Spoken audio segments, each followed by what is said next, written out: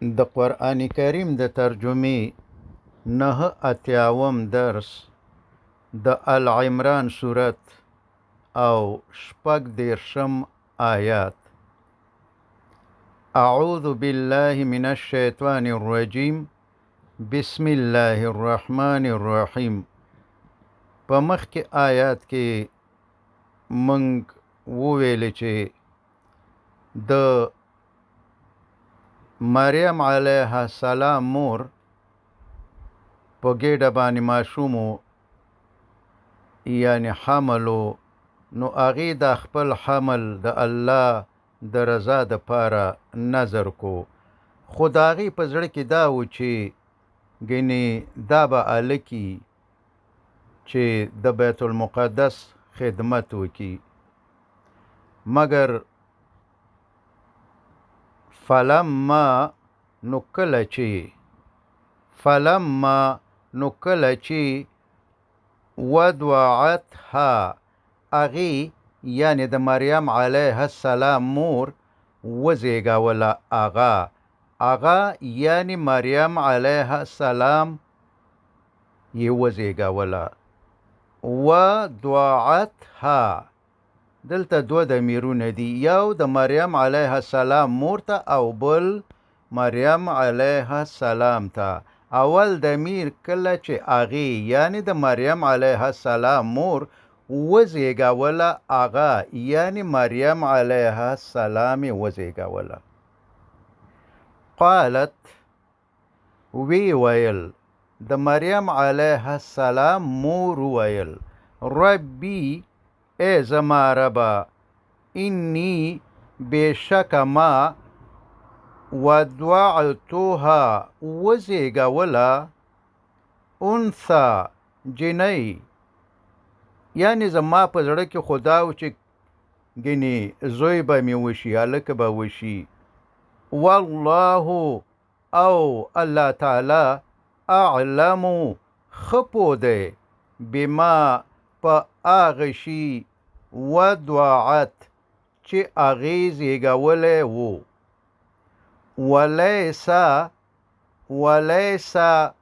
او نه دی الذکرو نارینا، یعنی هغه چې دی د مریم علیه السلام مور د بیت المقدس د خدمت دپاره غوښتی و، یعنی هغې هلک غوښتی و.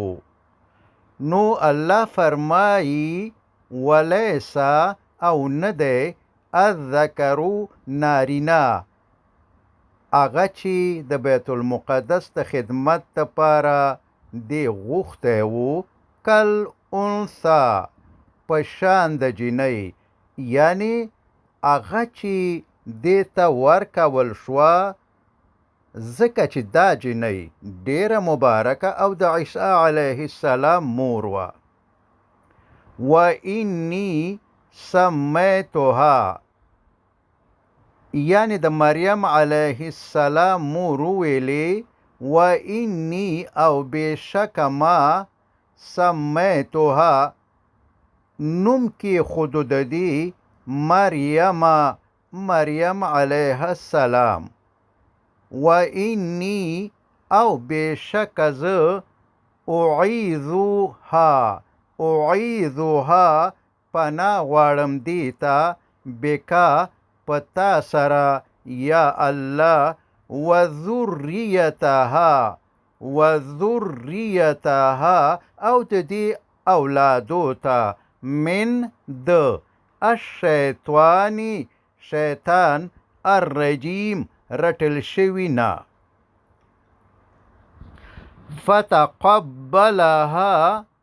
فتقبلها نو قبوله کړه هغه یعنی مریم علیه السلام قبوله کړه، ربها رب د هغې، بقبول په قبلولو، حسن خو سره، یعنی رسم او رواج داسې و په هغه وخت کې چې د بیت المقدس د خدمت کولو دپاره به یوازې نارینه ماشومان قبلیدل، ځکه د مریم رضی الله عنها مور د نارینه اولاد خواهش لرلو، مګر د مریم علیه السلام په باره کې د هغې وخت د رواج خلاف الله تعالی د ټولو مجاورینو په زړه کې واچوله چې دا جینۍ دې د بیت المقدس په خادمانو کې شامله شي. وانبتها او هغه جل جلاله یعنی الله تعالی مریم رضی الله عنها لویه کړه نباتا حسنا په لویولو خو سره وکفلها زکریا او زکریا علیه السلام د هغې پالونکی کړو تر څو چې د زکریا علیه السلام د علم او دیانت څخه فایده واخلي. زکریا علیه السلام د مریم رضی الله عنها په تربیت کې ډیر زیات کوشش کولو. کله چې مریم رضی الله عنها پیغله شوه نو د مسجد سره نږدې ورته یوه ځان ته حجره یعنی یوه کوټه مخصوصه شوه چې د ورځې به یې هلته عبادت کولو او د شپې به د خپلې ترور یعنی د زکریا علیه السلام کور ته تلله. کلما هر کله به چې دخله ننوتلو علیها هغې رضی الله عنها ته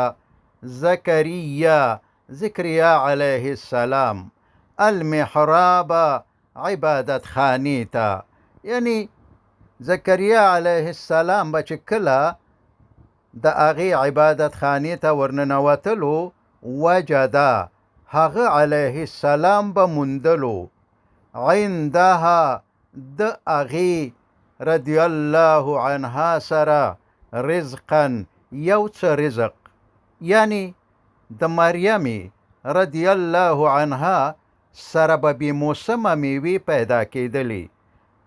د ژمي تازه میوې به په اوړي کې او د اوړي تازه میوې به په ژمي کې ورسره پرتې وي چې د هغوی د بیا کتلو نه د زکریا علیه السلام طاقت نور ونه شو او په تعجب د مریم رضی الله عنها څخه داسې پوښتنه وکړه. قال زکریا علیه السلام وویل یا مریم ای مریم رضی الله عنها انا د کومه راځي لکی تا ته هذا دا رزق. قالت مریم رضی الله عنها وویل هو من عند الله دا د الله تعالی د طرفنا. ان الله بشک الله تعالی یرزق روزی ورکوي من یشاء چاته چې اراده وفرمایي بغیر حساب بی حسابه. زکریا علیه السلام او ښځه دواړه بوډاګانو نارینه اولاد نه و. د مریم رضی الله عنها سره د بې موسمه میوو او رزق په لیدلو زکریا علیه السلام دې ته متوجه شو چې که الله تعالی بې موسمه میوې او رزق ورکولی شي نو ما ته هم په بوډاوالي کې د اولاد میوه راکولی شي او د اولاد دپاره دعا وکړه.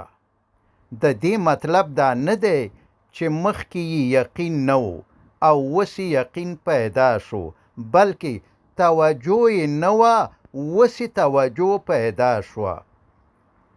هنالک په دغه ځای کې دعا وکړه زکریا علیه السلام ربه د خپل ربنا. قال ویل ربي ای زما ربا، هب راکړه لی ماته من لدنکه دستا د طرفنا ذریة اولاد طیبة پاک. انک بشکت سمیع اوریدونکی الدعاء د دعایی.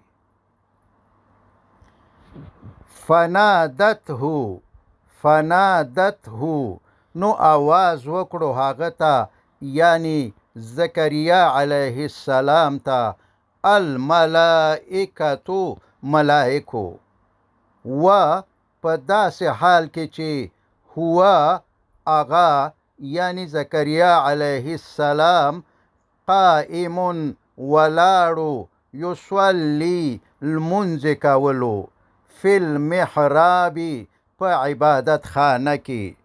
نو ملائکو ورته وویلې ان الله چې بېشکه الله تعالی یبشرک تا ته زیری درکوي بیحیا په یحیا علیه السلام باندې،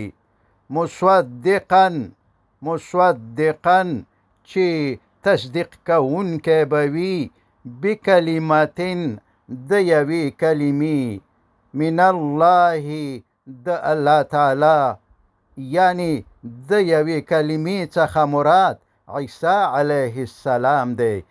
یحیی علیه السلام به لا د پخوانه خلکو ته خبر ورکولو چې مسیح علیه السلام پیدا کیدونکی دی. وسیدا او سردار به وي د خپل قوم په علم، حلم او تقوا سره. وحصورا او ډیر منع کوونکی به وي د خپل نفس د شهواتونه. ونبیا او پیغمبر به وي من الصالحین د صالحانو نه. قال زکریا علیه السلام ویل ربي ای زما ربا، انا څنګه یکونو بکیږي لی مالرا، لی زما مالرا یا زما غلام زوی، و په داسې حال کې چې قد بېشکه بلغنیه ما ته را رسېدلی دی. بلغنی یعنی ما ته را رسېدلی دی الکبرو بوډاوالی، یعنی بوډا شوی یم. وامرأتي او ښځه مې عاقر شنډه ده. یعنی د زکریا علیه السلام مقصد اعتراض نه دی، بلکې د ځان پوهولی مطلب دی چې آیا په کومه طریقه به الله تعالی ما ته زوی راکړي. آیا زه او ښځه به مې ځوانان شو، که زه به بل واده کوم، او که همداسې به یو. قال نو جبرائیل علیه السلام وویل کذلک همداسې الله تعالی یفعل کوي ما څه چې یشاء هغه جل جلاله غواړي. هغه که د عادت مخالف وي او که د عادت موافق وي، الله تعالی د اسباب محتاج نه دی، بلکې اسباب الله تعالی ته محتاج دي. قال زکریا علیه السلام وویل ربي ای زما ربا، اجعل مقرر کړه وټاکه لی ماته آیتن یوه نښه یو علامه. قال هغه جل جلاله وفرمایل آیاتک ستا نښه دا ده الله تکلم چې ته به خبرې نشي کولی الناس د خلکو سره ثلاثه درې ایام ورځې الا مگر رمزن په اشاره به یعنی په اشاره به کولی شي. وذکر او یادوه ربک رب خپل کثیرا ډیر وسبح او تسبیح وایا بالعشی ماخام والابکار او سحر یعنی هر وقت. وصلى الله تعالى على خير خلقه محمد وآله وأصحابه أجمعين.